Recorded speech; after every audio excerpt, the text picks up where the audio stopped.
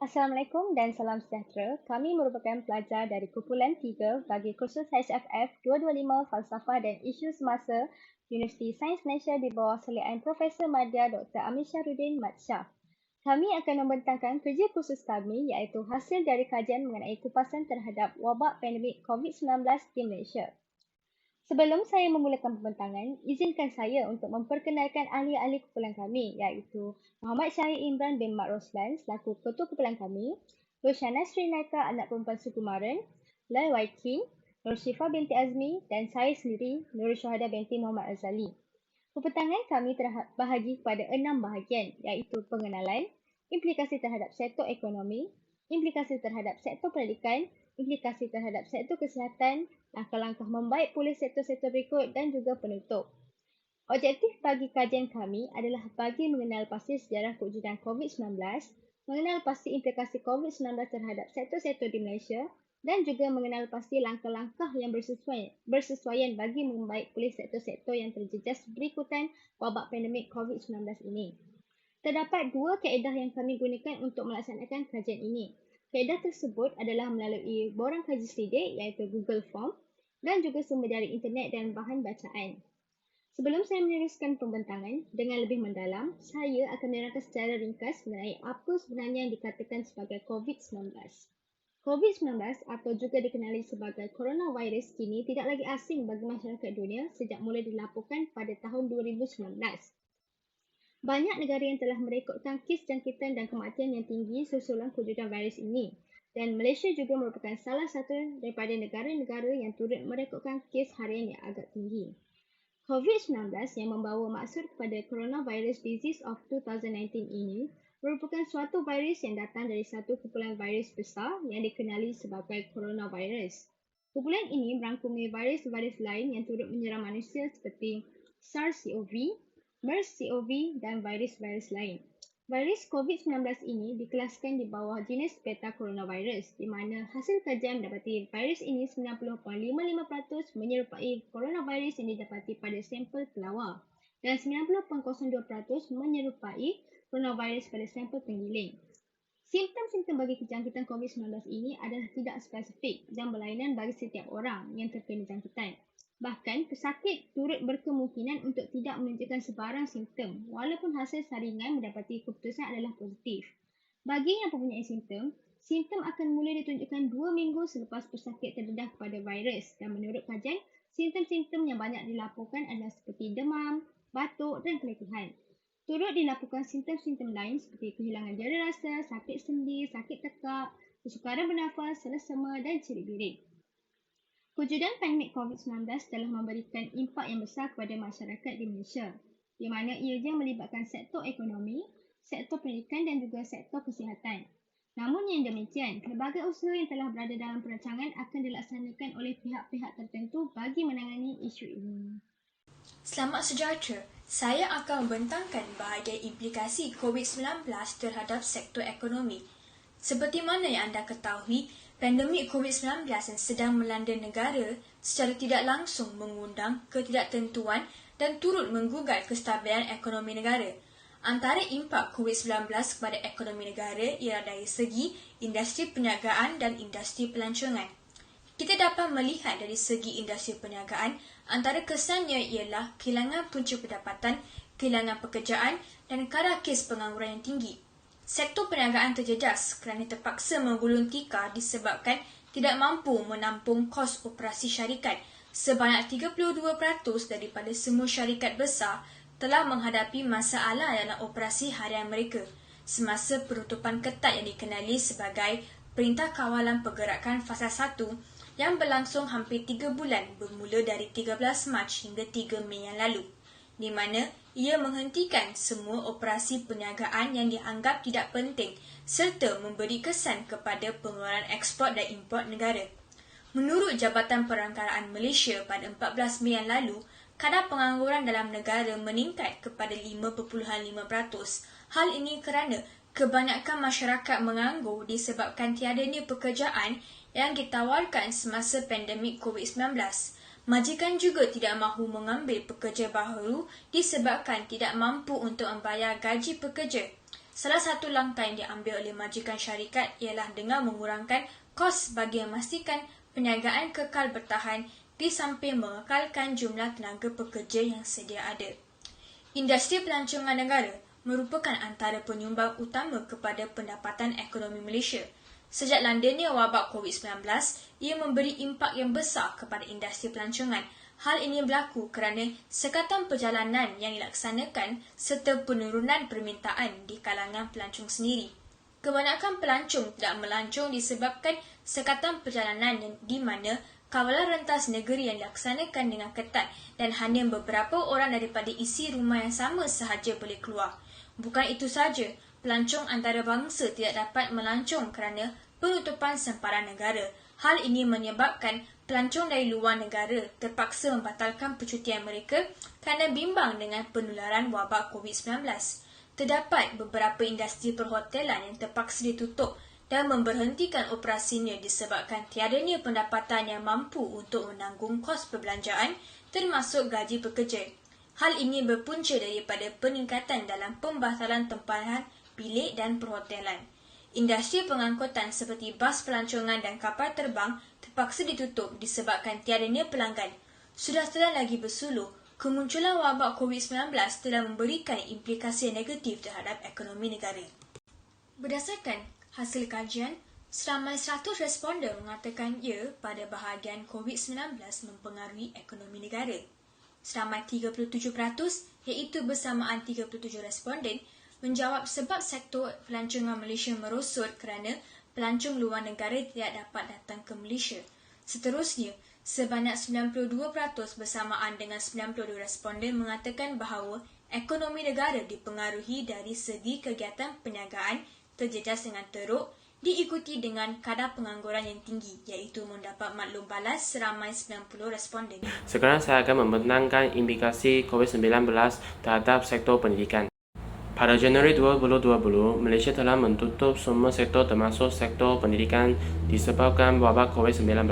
Penutupan sektor pendidikan ini telah menyebabkan semua sekolah dan pusat pengajian tinggi ditutup bagi memutuskan rantaian penularan wabak yang bahaya ini.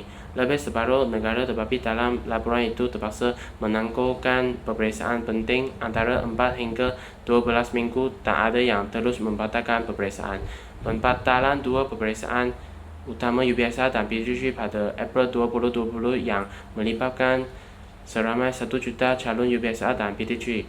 Justeru jika kerajaan membenarkan calon terbabi ke sekolah bagi menduduki peperiksaan berkenaan, pastinya mereka akan berdepan dengan risiko COVID-19. Bagi memastikan pelajar tidak ketinggalan dalam pembelajaran, pihak pendidikan telah mengambil inisiatif untuk menggunakan platform online untuk meneruskan pembelajaran. Terdapat 3 cabaran yang terbesar dalam pelajaran secara atas talian, iaitu kebolehcapaian internet, masalah kewangan keluarga pelajar dan pengurusan emosi pelajar. Kebolehcapaian internet menjadi salah satu perkara yang penting dalam mengenalikan kelas secara atas talian. Usaha dalam mengenal pasti tahap kebolehcapaian internet menjadi membantu guru untuk menentukan kaedah yang sesuai bagi membolehkan kelas secara atas talian dapat dijalankan dengan baik. Namun begitu, beberapa kekangan wujud terutamanya bagi pelajar yang tinggal di kawasan yang kurang dapat liputan internet. Oleh itu, pelajar ini perlu dicapai dengan menghubungi mereka melalui platform yang lebih sesuai seperti aplikasi WhatsApp, Telegram maupun Messenger.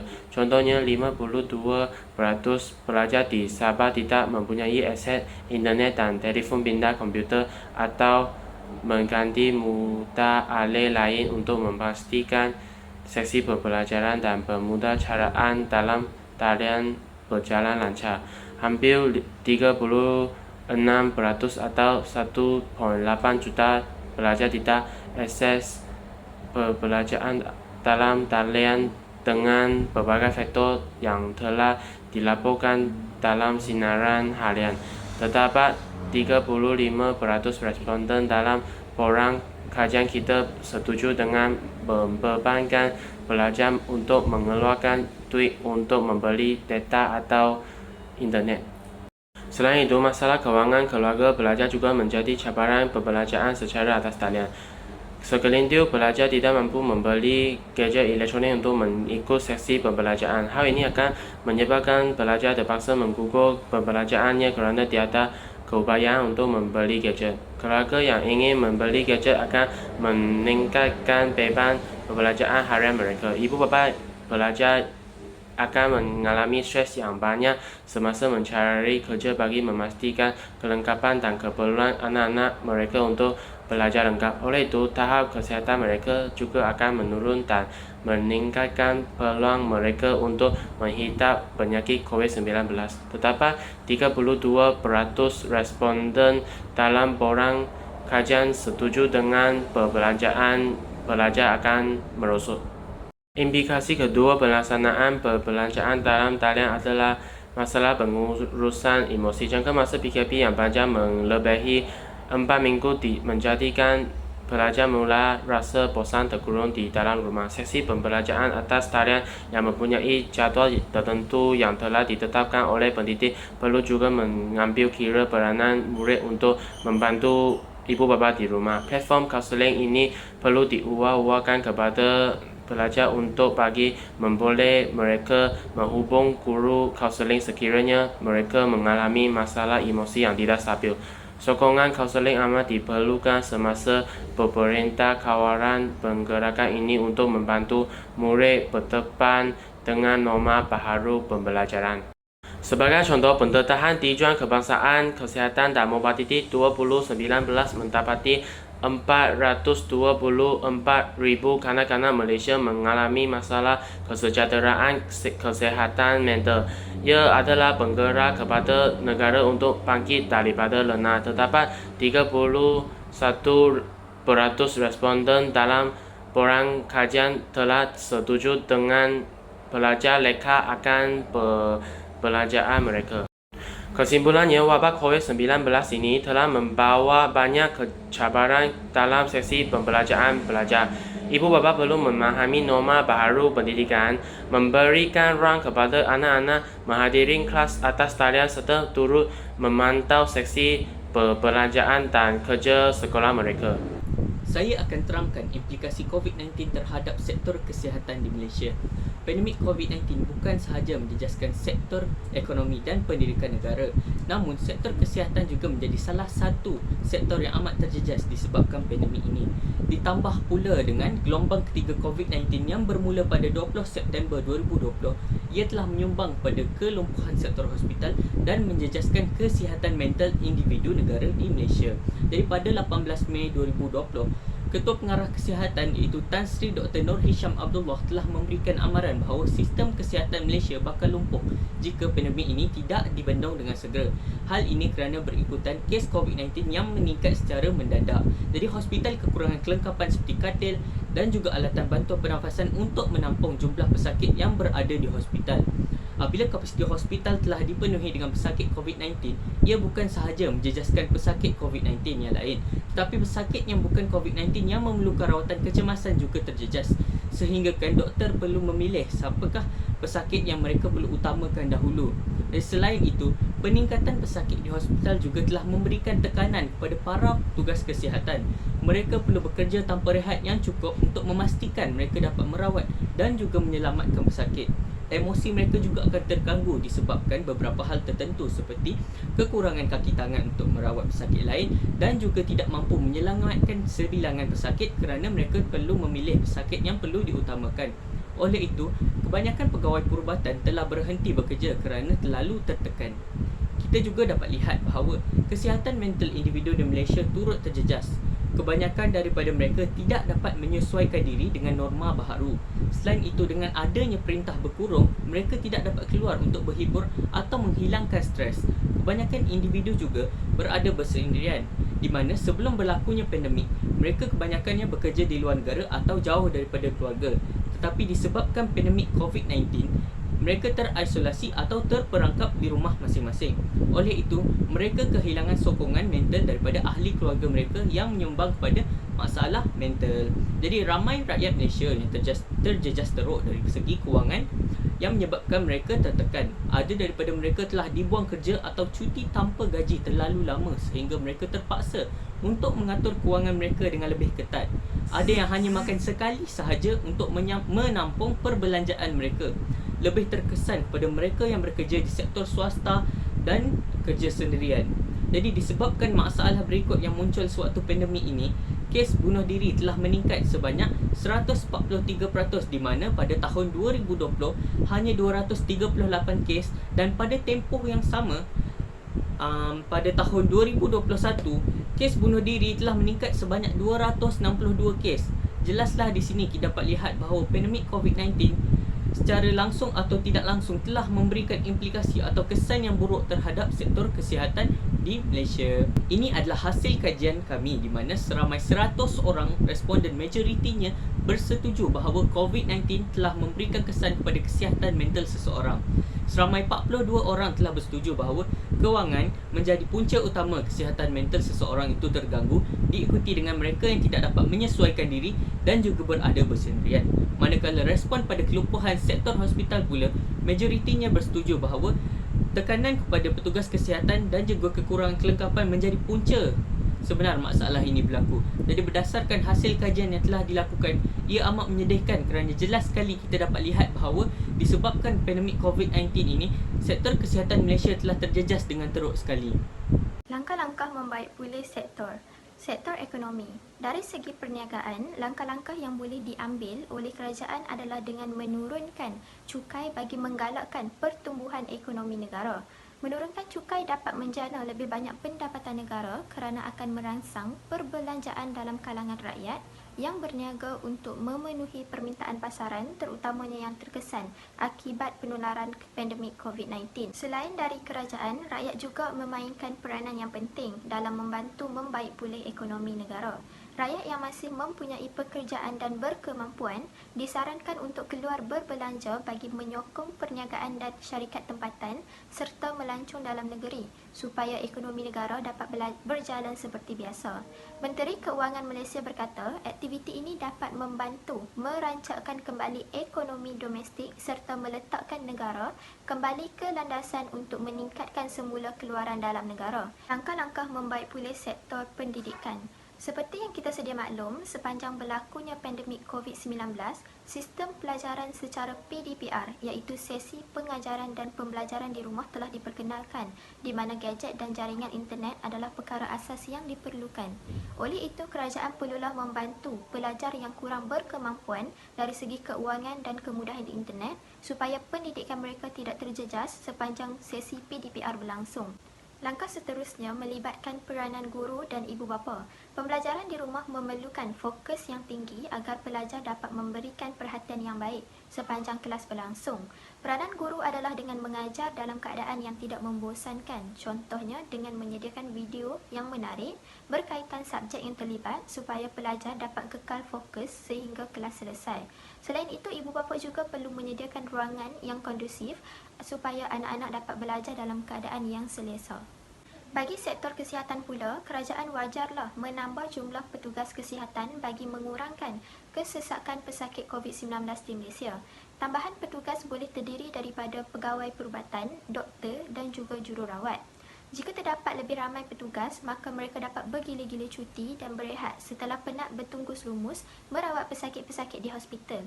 Selain daripada kerajaan, rakyat juga perlulah sentiasa mematuhi SOP yang ditetapkan dengan memakai penutup muka dan jangan keluar ke tempat yang sesak jika tiada urusan penting. Semua pihak perlulah bekerjasama supaya semua sektor yang terjejas dapat kembali pulih. Berikut adalah hasil kajian yang telah dijalankan melalui Google Form mengenai langkah-langkah membaik pulih sektor-sektor yang terlibat.